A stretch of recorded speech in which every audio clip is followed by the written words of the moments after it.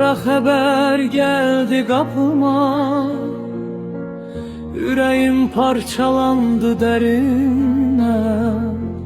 Oğlum gitti, kayıtmadı geri. Vətən sağ olsun dedim hönkürerek. Gözlerimden yaşlar süzüldü, ama başımı dik tuttum ben.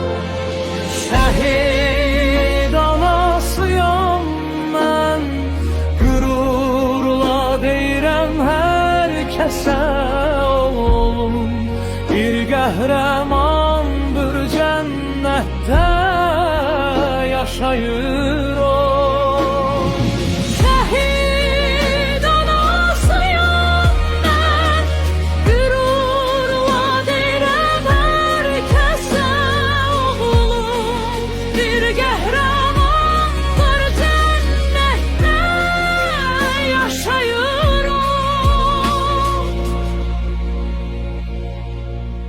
Her gün yolunu gözleyirəm, şeklini öpürəm doyunca.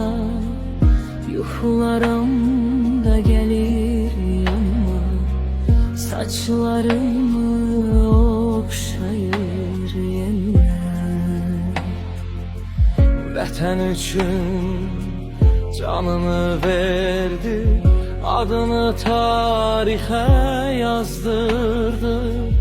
Mən də anam fəxr edirəm, səninlə qəhrəman balam. Şəhid anasıyam mən, gürurla deyirəm hər kəsə oğlum bir qəhrəmandır, cənnətdə yaşayır o. Şəhid